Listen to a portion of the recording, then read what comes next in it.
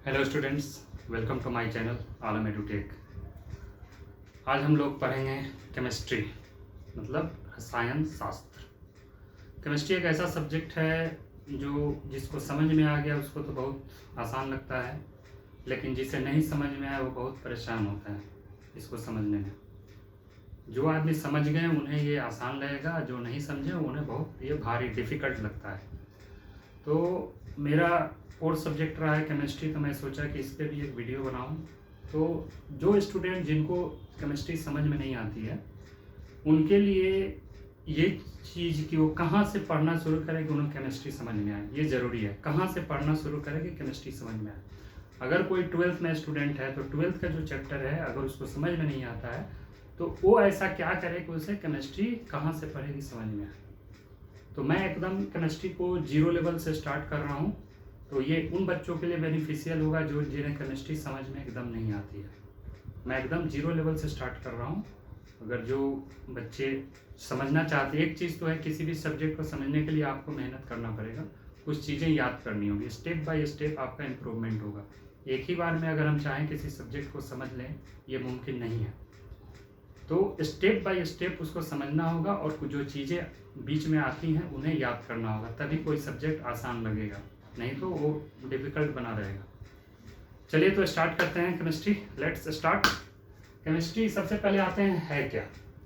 Chemistry जो है basically it is the study of matter. Matter मतलब क्या हुआ, जितनी भी चीज़ें हमारे सामने दिख रही हैं सारे मैटर हैं। तो कौन सा एस्पेक्ट हम पढ़ते हैं केमिस्ट्री में, केमिकल एस्पेक्ट पढ़ते हैं मैटर का, ना कि फिजिकल। केमिस्ट्री में हम लोग केमिकल एस्पेक्ट ऑफ मैटर पढ़ते हैं, उसको रिएक्शन करा कैसे रिएक्शन कराएंगे, किसी प्रोडक्ट से क्या बनेगा या उसको बनाने के लिए क्या क्या चाहिए, ठीक है। इसीलिए मैं बोल रहा हूँ केमिकल एस्पेक्ट ऑफ मैटर हम लोग यहाँ पे पढ़ते हैं। अब आइए, मैटर क्या होता है। Matter anything that occupy space and has mass is a matter. कोई भी चीज़ जो कुछ स्थान जगह छेंकती हो और उसमें कुछ वजन हो, वेट हो, वो हमारा मैटर होता है, ठीक है। Matter can exist in all 3 form. Solid में भी मिल सकता है, लिक्विड में भी, गैस में भी। जैसे कि हम सॉलिड की बात करें तो आइस क्यूब आपने देखा होगा, सॉलिड होता है, वो एक मैटर है, जगह लेती है ना। ये हमारा वाटर है, ये भी हमारा लिक्विड है, ये भी मैटर है।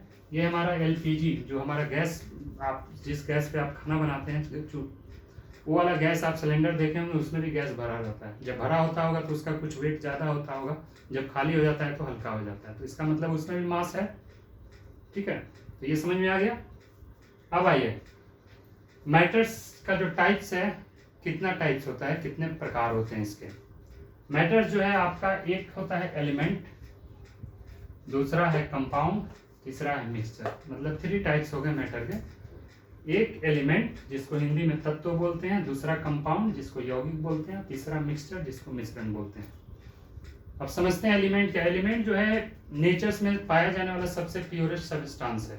सबसे प्योर जो पदार्थ है नेचर्स में पाया जाने वाला, वो आपका एलिमेंट है। चलिए एग्जांपल ले लेते हैं, जैसे आयरन हो गया, ऑक्सीजन हो गया, ये क्या एलिमेंट है। अब आते हैं कंपाउंड। कंपाउंड क्या है। कंपाउंड बेसिकली जो है जब 2 या 2 से अधिक एलिमेंट्स मिलकर कंपाउंड बनाते हैं। 2 और more elements mix together and form compound, ठीक है। जैसे कि हम सिलिकॉन में ऑक्सीजन जोड़ दें तो सिलिका डाइऑक्साइड बन जाता है, जिसका कॉमन नेम सैंड, बालू है, sand. Carbon dioxide CO2, sodium chloride जिसका सॉल्ट है जो घर में हमारे यूज होता है, ये क्या है, कंपाउंड है। इसमें सोडियम और क्लोरीन मिलके ये NaCl बना। यहाँ पे कार्बन और ऑक्सीजन मिलके हमारा कार्बन डाइऑक्साइड बना, ठीक है। तीसरा है हमारा मिक्सचर। मिक्सचर होता है मिश्रण। मिश्रण होता क्या है, जैसे ये जो बनता है 2 और मोर मैटर को जब हम मिक्स कर देंगे तो हमारा मिश्रण बन जाएगा। जैसे मिट्टी और बालू को मिक्स कर दें तो हमारा मिश्रण हो गया, मिक्सचर हो गया। जैसे कि पानी में मिट्टी डाल दें तो मड वाटर जैसे हो जाएगा, ये बन गया। एयर इन एटमॉस्फेयर क्या है, मिक्सचर के रूप में। एटमॉस्फेयर में ऑक्सीजन भी है, नाइट्रोजन भी है, कार्बन डाइऑक्साइड भी, और भी बहुत सारे गैसेज हैं, तो वहाँ पे ये क्या मिक्सचर के रूप में है। तो मिक्सचर और कंपाउंड में क्या डिफरेंस है, देखिए। मिक्सचर जो है can be separated by physical process. इसको फिजिकल प्रोसेस के द्वारा अलग किया जा सकता है। जैसे मड वाटर जो है, इसको हम रिवर्स ऑस्मोसिस के द्वारा सेपरेट कर सकते हैं, मड को अलग, पानी को अलग, ठीक है। एयर इन एटमॉस्फेयर, ये भी फिजिकल प्रोसेस के द्वारा सेपरेट हो जाता है, ठीक है। कंपाउंड में क्या है, कंपाउंड जो होता है ये सेपरेटेड तो होगा लेकिन बाय केमिकल प्रोसेस ये सेपरेट होगा। इसको हमको अगर अलग करना चाहिए तो इसको हम रिएक्शन कराएंगे किसी एलिमेंट से, तो उसके बाद ये हमारा किसी कंपाउंड से रिएक्शन कराएंगे किसी एलिमेंट से, तो अलग होगा। लेकिन मिक्सचर जो है can be separated by physical process. तो जैसे आरओ प्लांट वगैरह आप देखते हैं, गंदा पानी को साफ करने के लिए इसके लिए लगा रहता है। एयर इन एटमोस्फेयर जो है हमारा क्या है, मिक्सचर है, उसको भी आप लैब में उसके लिए भी लगा हुआ है जो उसको प्योरीफाई करे। तो ये हमारा था। बेसिकली हमको पढ़ाना है, आपको यहाँ से शुरू करना था एलिमेंट से। तो इसके पहले वाली बात बतानी जरूरी थी ताकि ये जीरो लेवल समझा जाए, ठीक है।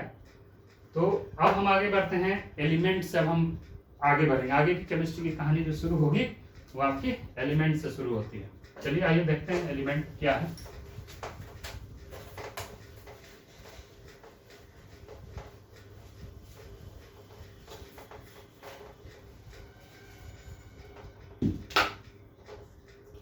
आइए अब पढ़ते हैं एलिमेंट। एलिमेंट है क्या, मैंने बोला प्योर सबस्टांस, जो नेचर में पाया जाने वाला सबसे प्योरेस्ट सबस्टांस है। तो ये चीज है एलिमेंट। एलिमेंट जो है it is made of small particles called atom. Element जो है एक स्मॉल पार्टिकल से बना होता है जिसको हम लोग एटम बोलते हैं, परमाणु हिंदी में बोले तो। जैसे कि ये मान लीजिए कि एलिमेंट है हमारा कोई, वेन डायग्राम से इसको दिखा रहे हैं। एलिमेंट के अंदर ये बना एटम से। अब एटम में क्या चीज होता है ये चीज जानने होता है। एटम जो है, एटम के अंदर पाया जाता है तीन चीज, एक इलेक्ट्रॉन, प्रोटॉन और न्यूट्रॉन। एटम के अंदर तीन चीज पाया जाता है एक इलेक्ट्रॉन, इस पे निगेटिव चार्ज होता है,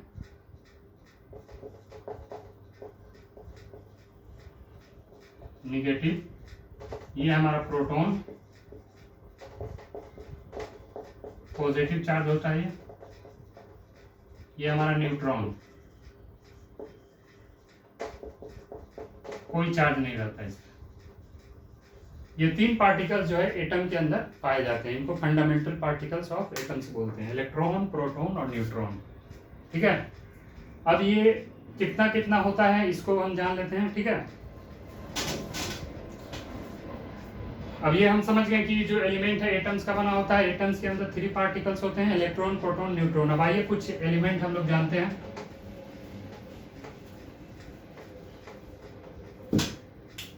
सबसे पहला है एलिमेंट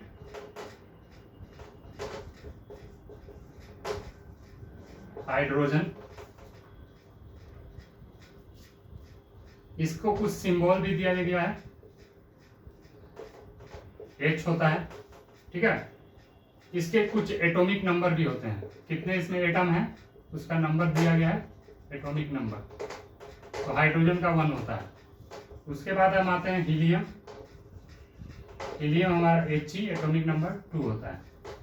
उसके बाद हम आते हैं लिथियम, इसका सिंबल होता है Li, इसका एटॉमिक नंबर 3 होता है। उसके बाद आते हैं बेरिलियम, इसका जो सिंबल होता है Be होता है, एटॉमिक नंबर 4 होता है। उसके बाद हम आते हैं बोरोन, बोरोन B होता है और एटॉमिक नंबर 5 होता है। अब आते हैं हम कार्बन, अगला कार्बन है, कार्बन का सिंबल C होता है, एटॉमिक नंबर 6 होता है।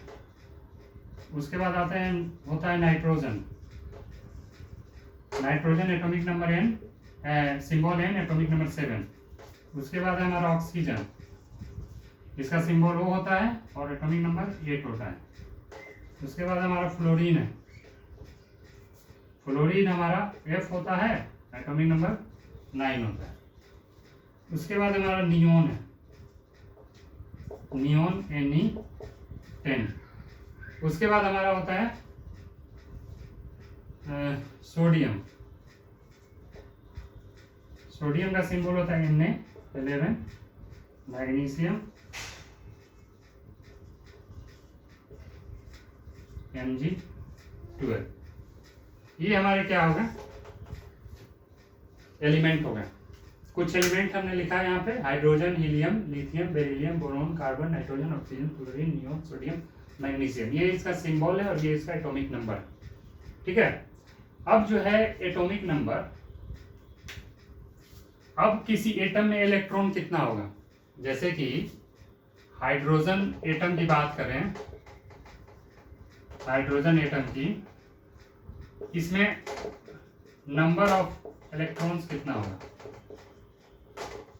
नंबर ऑफ इलेक्ट्रॉन बराबर एटॉमिक नंबर, जितना एटॉमिक नंबर उतना नंबर ऑफ इलेक्ट्रॉन। ठीक है, तो नंबर ऑफ इलेक्ट्रॉन हमारा क्या क्या हो जाएगा, 1, हाइड्रोजन की बात करें तो। अब देखिए नंबर ऑफ प्रोटॉन बराबर क्या होता है, नंबर ऑफ प्रोटॉन उतने होता है जितना इलेक्ट्रॉन होता है, number of electron, number of electron 1, number of neutron क्या होता है। देखिए मैं पहले बताया, मैटर का जो होता है, मैटर में मास होता है, ऑक्युपाई स्पेस एंड हैज मास।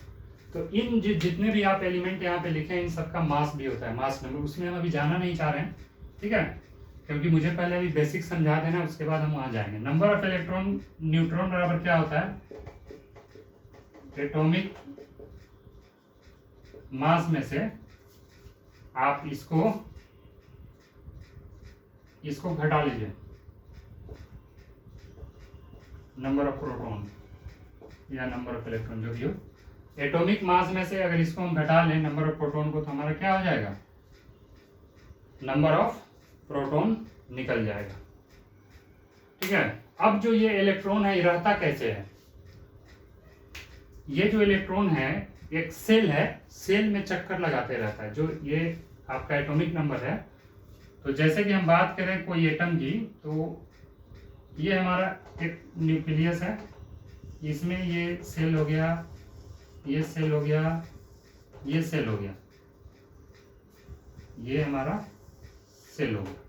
ठीक है, इसी सेल में इलेक्ट्रॉन रहता है। तो किस हिसाब से रहता है, तो इसके लिए एक साइंटिस्ट बोर्ड है, उन्होंने कुछ नियम दिया।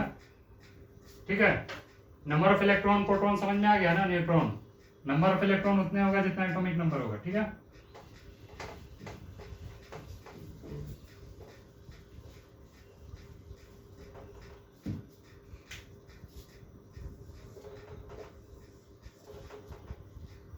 तो बोर्ड्स बड़ी ने जो स्कीम दिया, उसमें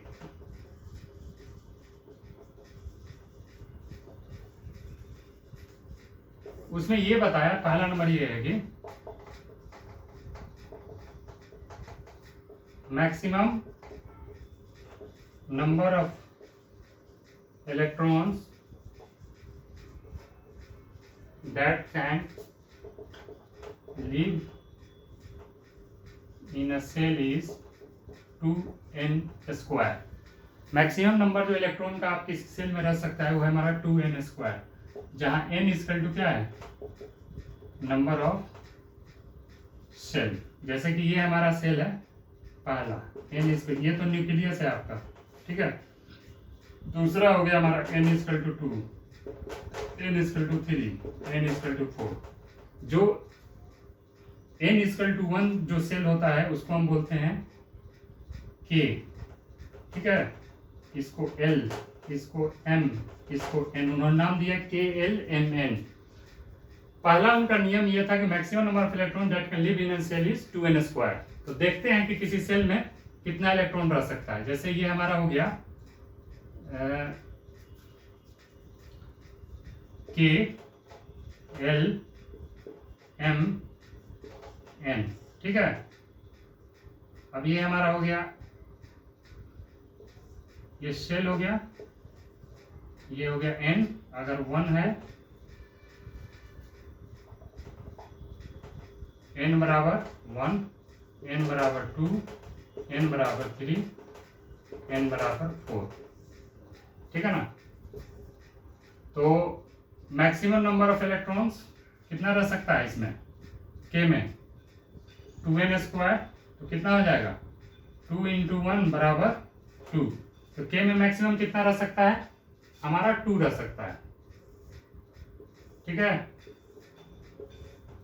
अब आते हैं एल में। एल में n = 2 है, तो 2n² क्या हो जाएगा 2 × 2 का स्क्वायर 4 बराबर 8। एल में हमारा मैक्सिमम इलेक्ट्रॉन कितना रह सकता है 8। उसके बाद हमारा m में n = 3 है, तो n 2n² के हिसाब से क्या आ जाएगा 2 × 3 का स्क्वायर 9, 9 2 18 इलेक्ट्रॉन रह सकता है। उसके बाद हमारा n = 4 है, तो 2n² = 2 × 16, 4 का स्क्वायर 16, तो 32। इसमें कितना इलेक्ट्रॉन रह सकता है 32। मतलब k में मैक्सिमम 2 रह सकता है, l में 8, m में 18 और n में 32। ये पहला रूल था इनका, ठीक है। ये समझ में आ गया। अब दूसरा रूल क्या है इसको समझिए।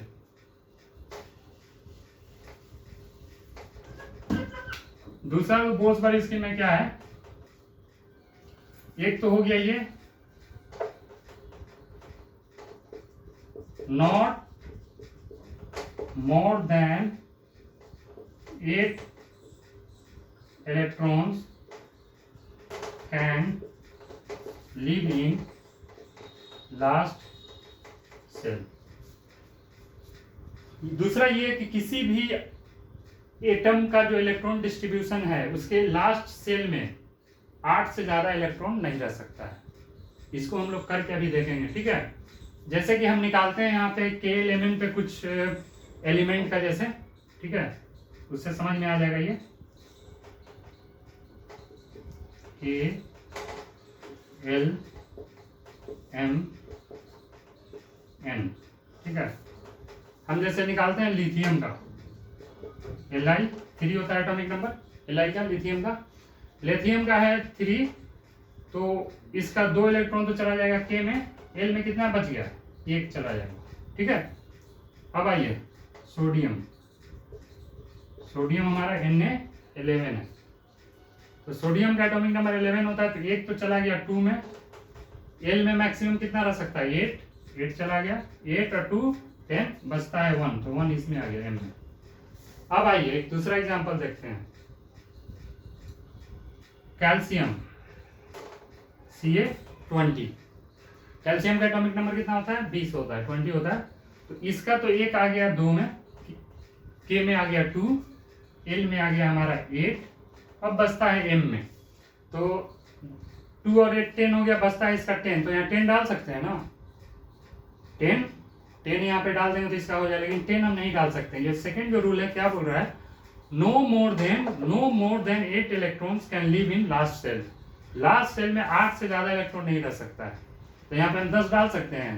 कैल्शियम के लिए ये वाला जो सेल है एम लास्ट सेल है, 2 यहाँ चला गया, 8 यहाँ चला गया, बचता है 10, तो ये तो इसके लिए एम जो सेल है लास्ट है, तो 10 डाल सकते हैं, नहीं डाल सकते हैं। यहाँ पे जो रूल्स है इस हिसाब से, तो इसमें हम 8 ही डाल सकते हैं, जो बचा हुआ इलेक्ट्रॉन वो एन में चला जाएगा। ये समझ में आया कैल्शियम का। के में हम 2 तो डाल दिए, एल में हम 8 डाल दिए, मैक्सिमम 8 रह सकता है, बचता है इसका 10, तो एम में 10 डाल सकते हैं क्योंकि एम की तो कैपेसिटी 18 है, तो एम में हम 10 नहीं डाल सकते क्योंकि जो सेकेंड रूल है बोल्ट्जबर्ग स्कीम का, no more than 8 electrons can live in last cell, तो यहाँ पे हम 8 से ज्यादा इलेक्ट्रॉन नहीं डाल सकते थे, ठीक है ना। तो 8 यहाँ डाले, जो बचा हुआ है वो नेक्स्ट में चला गया। तो समझ में आ गया, ये एक तरह से इलेक्ट्रॉनिक कॉन्फ़िगरेशन है। आइए हम बाकी एलिमेंट का भी करते हैं, बाकी एलिमेंट का भी करते हैं, क्लियर हो जाएगा।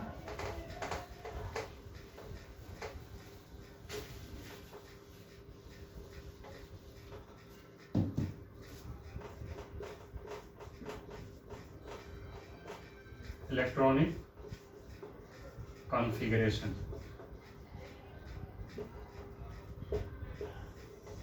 ये हमारा के हो गया, एल हो गया, एम हो गया, एन हो गया, ठीक है। देखते हैं इसमें क्या आता है। हाइड्रोजन में तो एक ही इलेक्ट्रॉन है, तो इसका के में चला जाता है।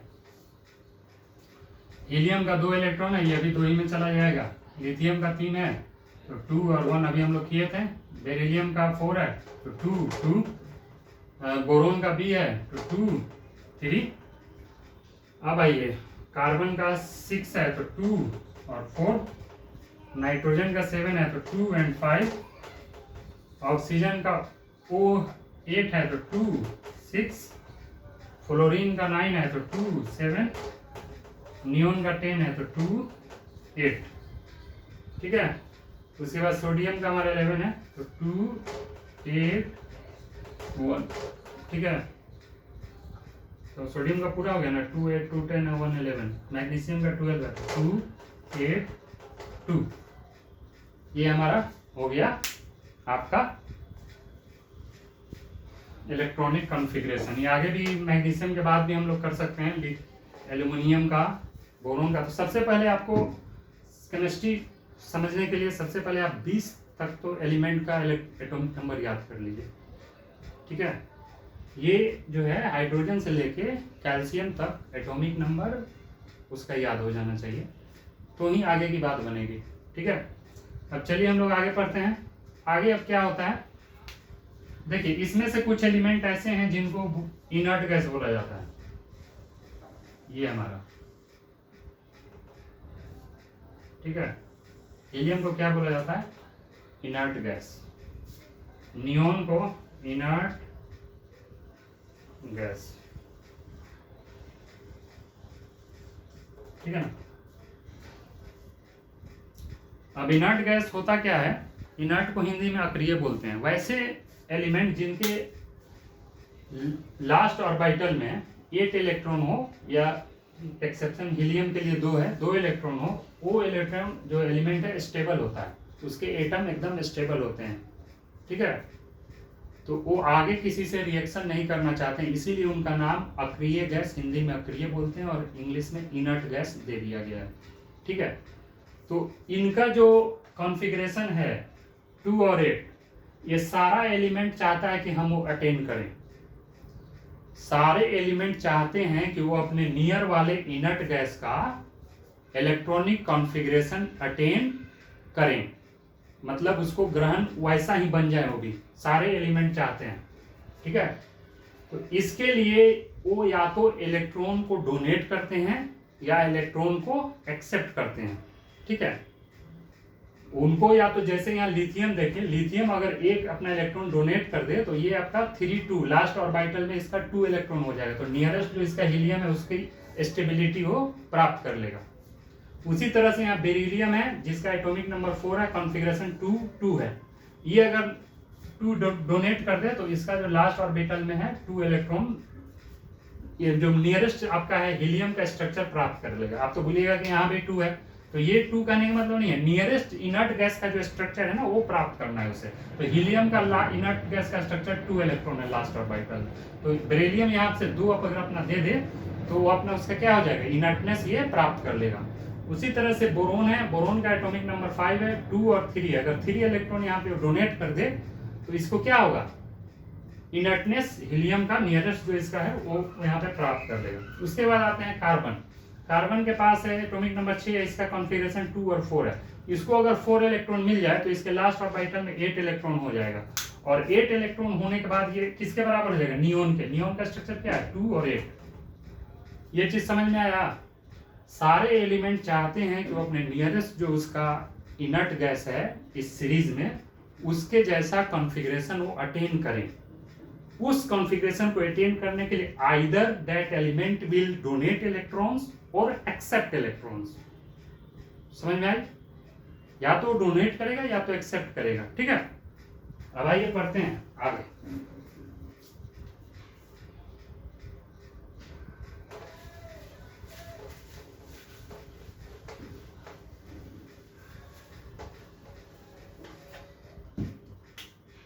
वैलेंसी क्या होती है, valency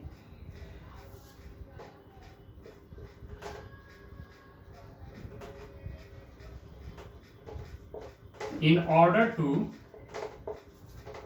attain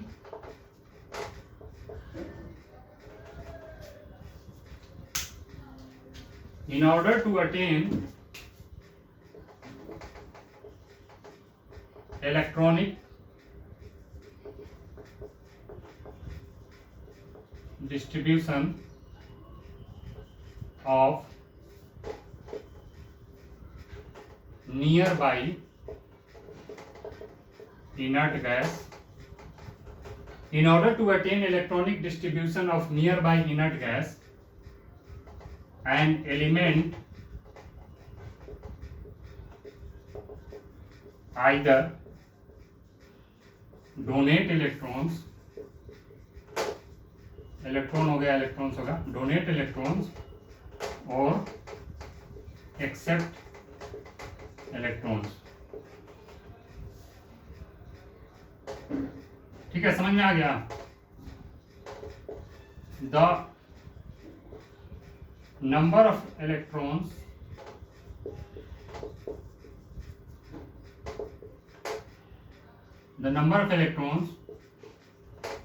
donate or accept is called valency of that atom. समझ में आई बात? In order to attain electronic distribution of nearby inert gas, an element either donate electrons or accept electrons. ठीक है, the number of electron donates or accept is called valency of that atom. 8 या near by inert gas का structure जो है attain करने के लिए जो भी इलेक्ट्रॉन डोनेट करना पड़े या जो भी एक्सेप्ट करना पड़े उसकी वैलेंसी होगी। ठीक है, इसके कुछ रूल हैं। No element can accept more than 4 electrons. कोई भी एलिमेंट 4 इलेक्ट्रॉन से ज्यादा नहीं एक्सेप्ट कर सकता है। ठीक है, जैसे कि मैं आपको बोलूं,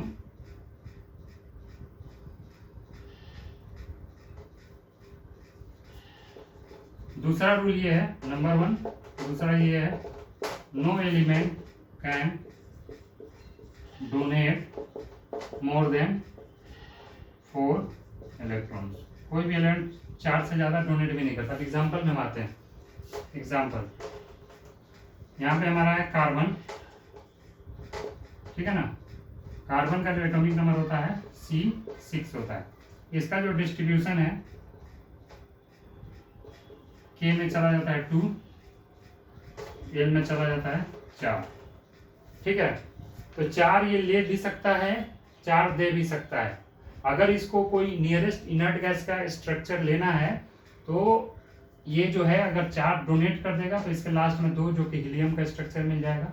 अगर 4 ले भी लेता है तो इसको 8 हो जाएगा। 8 और 2 कितना हो जाएगा?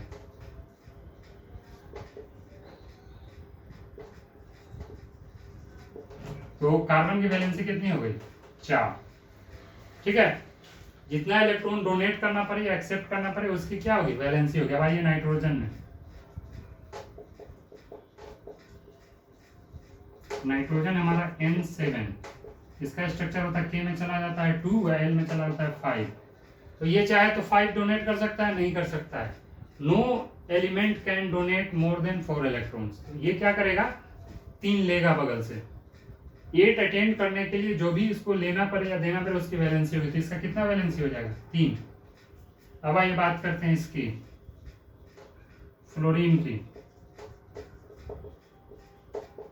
F9। इसका क्या हो गया? 2 7। इसका जो स्ट्रक्चर है फ्लोरीन का K में चला गया 2, L में चला गया 7। तो इसको 8 पूरा करने के लिए जो नियरेस्ट स्ट्रक्चर है नियोन का अटेन करने के लिए इसको 1 इलेक्ट्रॉन चाहिए।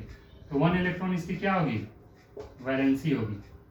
ठीक है, उसी तरह से आइए एक और देख लेते हैं। एल्यूमिनियम, एल्यूमिनियम होता है Al13। इसका जो है फर्स्ट K में चला जाता है 2, L में चला जाता है 8, M में जाता है 3। ठीक है, तो ये अगर 3 इलेक्ट्रॉन डोनेट कर दे तो इसके लास्ट में 2 और 8 हो जाएगा, एक नियोन का स्ट्रक्चर अटेन कर लेगा ये। तो इसकी वैलेंसी होगी 3। ठीक है, इसकी स्ट्रक्चर क्या होगी? 3। एल्यूमिनियम हमारा का वैलेंसी क्या होगा? 3 है। भाई एक और देख लेते हैं। ये एल्यूमिनियम हो गया, फास्फोरस फॉस्फोरस होता है P15, फॉस्फोरस का सिंबल क्या है P, इसके 2 में चला जाता है 8, 2 में K में चला गया 2, L में चला गया 8, अब बचता है इसका जो 5 वो चला जाता है M में। इसको अपना अटेन करने के लिए 3 इलेक्ट्रॉन चाहिए, ठीक है,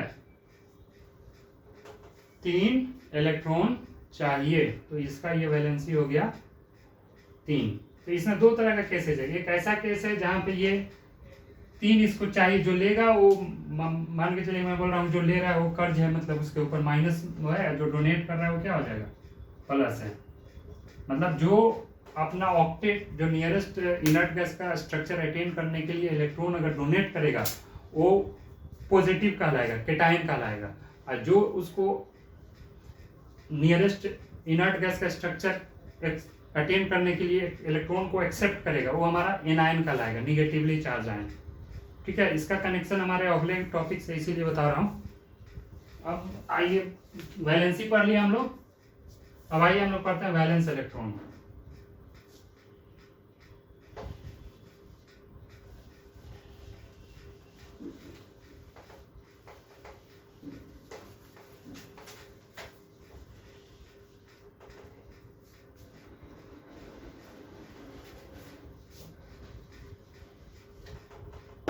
अब हमें पढ़ना है valence electron. After electronic configuration, मतलब KLM में जो इलेक्ट्रॉन का डिस्ट्रीब्यूशन हो जाएगा, after electronic configuration the number of electron present in last cell is called क्या, वैलेंस इलेक्ट्रॉन। समझ में आया? After electronic configuration the number of electron present in last cell is called valence electron. जब electron का distribution इस तरह से हो जाएगा KLMN में, तो उसके बाद जो लास्ट सेल में जो इलेक्ट्रॉन होगा वही वैलेंस इलेक्ट्रॉन होगा। जैसे कि हम यहाँ पे बात करें, ठीक है, यहाँ पे कार्बन के लिए वैलेंस इलेक्ट्रॉन क्या है, जो लास्ट ऑर्बिटल में इलेक्ट्रॉन प्रेजेंट, इसका वैलेंसी से कोई लेना था नहीं, इसको समझते हैं। मान लीजिए कि ये चीज नहीं है, लास्ट ऑर्बिटल में इलेक्ट्रॉन कितना प्रेजेंट है 4, तो कार्बन का वैलेंस इलेक्ट्रॉन 4 हुआ। नाइट्रोजन के लास्ट ऑर्बिटल में कितना इलेक्ट्रॉन है 5, तो नाइट्रोजन का वैलेंस इलेक्ट्रॉन कितना हुआ 5। फ्लोरीन के लास्ट ऑर्बिटल में कितना इलेक्ट्रॉन है 7, तो इसका वैलेंस इलेक्ट्रॉन कितना हुआ 7। एल्युमिनियम के लास्ट ऑर्बिटल में कितना इलेक्ट्रॉन है 3, तो इसका वैलेंस इलेक्ट्रॉन कितना होगा 3। फॉस्फोरस के लास्ट ऑर्बिटल में कितना इलेक्ट्रॉन है लास्ट सेल में 5 इलेक्ट्रॉन, तो इसका वैलेंस इलेक्ट्रॉन कितना होगा 5, यही है valence electron. Number of electron present in last orbital is called valence electron. इसके बारे में एक चीज और लिख लीजिए, नोट,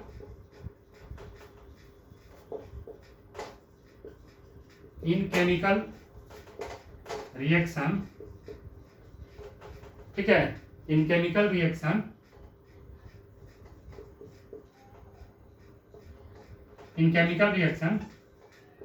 वैलेंस इलेक्ट्रॉन पार्टिसिपेट।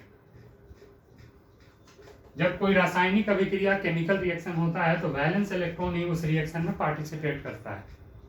समझ में आया? इस चीज को याद रखना है।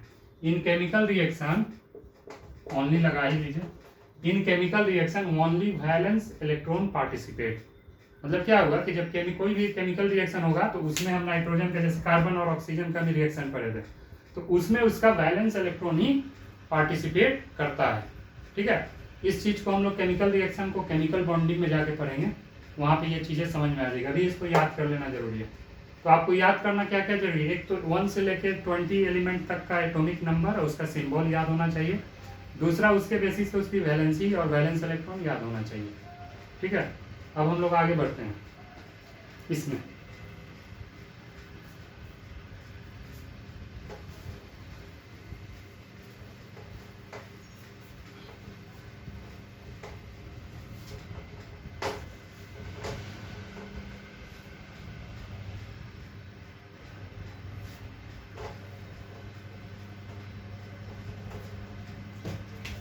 हम लोग जो एलिमेंट पढ़े हैं, एलिमेंट जो है हमारा 3 तरह का होता है। एक होता है मेटल्स, एक होता है नॉन मेटल्स, कुछ होता है मेटल वाइड्स। ठीक है, जो मेटल्स होता है, elements which lose electron to attain inert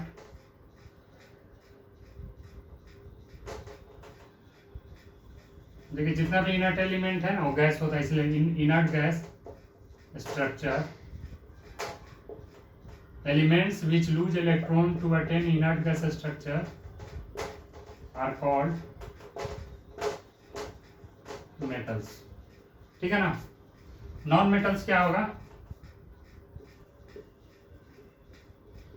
elements which accept electron to attain inert gas structure is called non metals। Metalloids क्या है? Metalloids it shows both behavior। ठीक है ना, ये इट शोज बोथ बिहेवियर, मतलब ये metals it shows both behaviour, metals का भी दिखाता है और कहीं कहीं नॉन मेटल्स का दिखाता है। तो ये इसको इसीलिए नॉन मेटलॉइड्स में रखा गया। कुछ एलिमेंट्स हैं जो हमारा नॉन मेटलॉइड्स हैं। इसको हम दूसरे भाषा में ये लिख सकते हैं, जैसे यहाँ पे देखें, यहाँ पे एलिमेंट है, कुछ स्ट्रक्चर दिया हुआ, elements which let lose electron to net. जैसे यहाँ पे देखिए एल्यूमिनियम, एल्यूमिनियम के अपना जो नियरेस्ट इनर्ट गैस स्ट्रक्चर लेने के लिए क्या करेगा? 3 इलेक्ट्रॉन का डोनेट करेगा। तो एल्यूमिनियम हमारा क्या हो जाएगा? मेटल हो जाएगा। एल्यूमिनियम हमारा क्या हो जाएगा? मेटल। जो भी एलिमेंट जो है आपको इलेक्ट्रॉन डोनेट करेगा अपना इनर्ट गैस स्टेबिलिटी लेने के लिए, या उसकी वैलेंसी में जिसके आगे माइनस लगा हुआ है वो नॉन मेटल्स है, जिसके आगे प्लस लगा हुआ है वो क्या होगा? मेटल्स होगा। जैसे इसमें एक सोडियम भी आता है, सोडियम Na11, इसका भी हम लोग करके देख लेंगे। इसमें देखिए क्या क्या नॉन मेटल्स में हो जाएगा।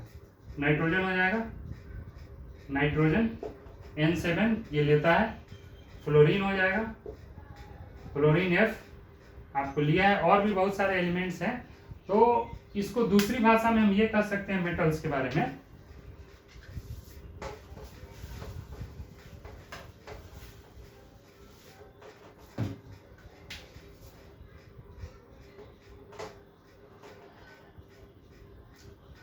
मेटल्स के बारे में ये लिख सकते हैं which lose electron to form cations. Cations होता है +V चार्ज। इसके बारे में लिख सकते हैं और देखें इसके बारे में लिख सकते हैं विच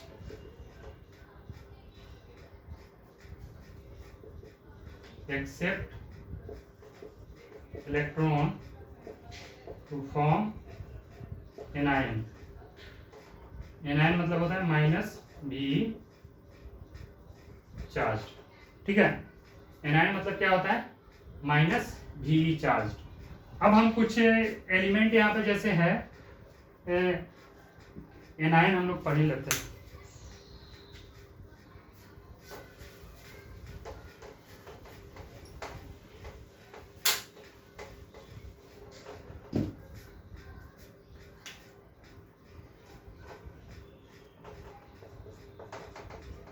दो तरह का होता है, एक होता है केटायंस और एक होता है एनायंस। ठीक है, इस पे -V चार्ज होता है और इस पे +V चार्ज। जैसे हम देखते हैं केटायंस कौन कौन सा है। लिथियम Li3, इसका जो स्ट्रक्चर होता है KLm, 2H है और 1 होता है। ये अपना इनर्ट गैस स्ट्रक्चर पाने के लिए एक इलेक्ट्रॉन डोनेट करेगा, तो ये हमारा क्या होगा, केटायन, ठीक है ना। उसके बाद हम आते हैं बेरिलियम 2, ये हमारा क्या है, मेटल्स है। अब आते हैं हम सोडियम हमारा होता है Na11, ये 2 होता है, 8 होता है और 1 होता है। उसके बाद हम आते हैं एल्यूमिनियम, 20 तक की हम बात कर रहे हैं। एल्यूमिनियम हमारा Al13, 2, 8, 3। एल्यूमिनियम के बाद जो मेटल्स आएगा,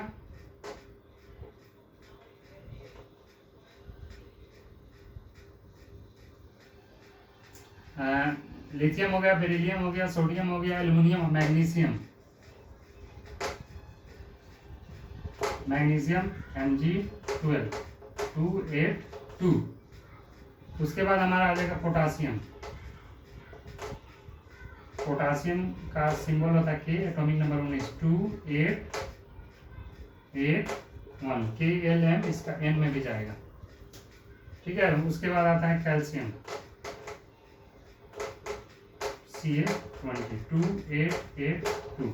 मतलब 1 से लेकर 20 तक जो एटॉमिक नंबर है उसमें ये आपके क्या है, केटायंस है। ये जितना जो है इलेक्ट्रॉन अपना डोनेट करता है उतना उस पर चार्ज हो जाता है, ठीक है। तो Li 1 इलेक्ट्रॉन डोनेट करेगा तो 1 चार्ज होगा, 2 इलेक्ट्रॉन डोनेट करेगा तो हमारा 2 चार्ज होगा, ठीक है। इसको हम लोग ऐसे लिखते हैं 2+, 1 से ज्यादा को नंबर दे देते हैं। Sodium Na+, aluminium Al 3 electron donate कर रहा है अपना इनर्ट गैस स्टेबिलिटी स्ट्रक्चर लेने के लिए, तो Al3+। मैग्नीशियम 2 इलेक्ट्रॉन डोनेट कर रहा था, Mg2+। पोटासियम 1 इलेक्ट्रॉन डोनेट करना चाह रहा है। ये जो आर्गन का स्ट्रक्चर है, एक इनर्ट गैस है आर्गन, ठीक है, वो उसका स्ट्रक्चर होता है, एटॉमिक नंबर 18 होता है, 288, वो भी इनर्ट गैस है। उसके स्ट्रक्चर लेने के लिए इसको 1 इलेक्ट्रॉन देना पड़ेगा, ठीक है। उसके बाद है कैल्शियम को अपना 2 इलेक्ट्रॉन देना होता है। इस तरह से इस पे ये चार्ज डेवलप हो जाता है, जितना इलेक्ट्रॉन डोनेट करना रहेगा उतना प्लस चार्ज। एक में 1 नहीं लिखते हैं, बाकी सब में जो जितना नंबर होगा उतना लिख देना। 2 रहेगा तो 2, 3 रहेगा तो 3, ठीक है। तो ये केटायंस की कहानी हो गई। अब आते हैं एनायंस की। एनायंस कौन कौन सा है देख लेते हैं, ठीक है। अब इसमें बात करते हैं आपको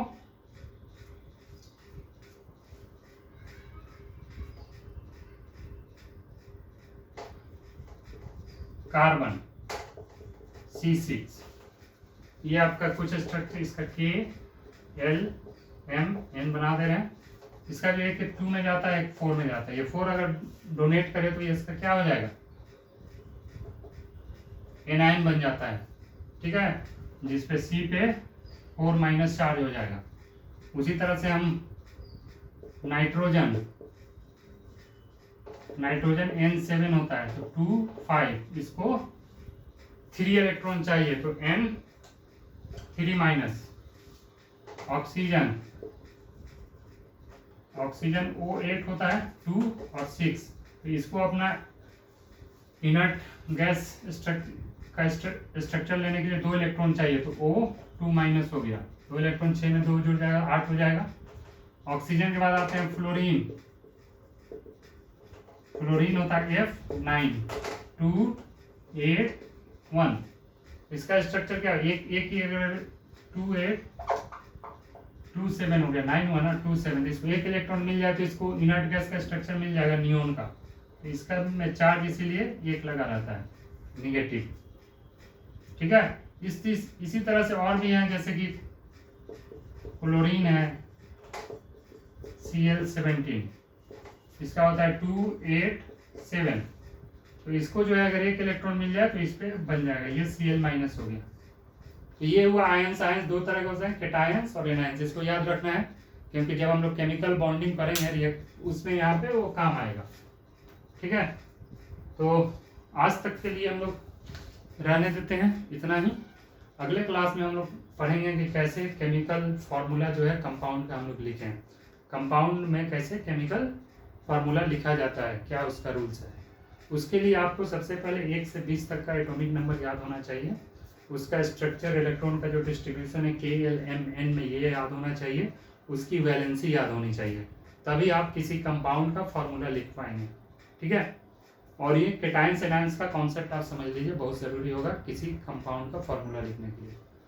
तब आज तक के लिए रहने देते हैं इतना ही, और अगर आपको हमारा वीडियो पसंद आए तो इसे लाइक ज़रूर कीजिए, और हमारा चैनल जो है आलम एडुटेक, इसे सब्सक्राइब कर लीजिए, ताकि अगला जब भी कोई वीडियो अपलोड हो तो आपको बेल आइकन दबा दीजिए ताकि नोटिफिकेशन मिल जाए। चलिए, okay, good bye, take care.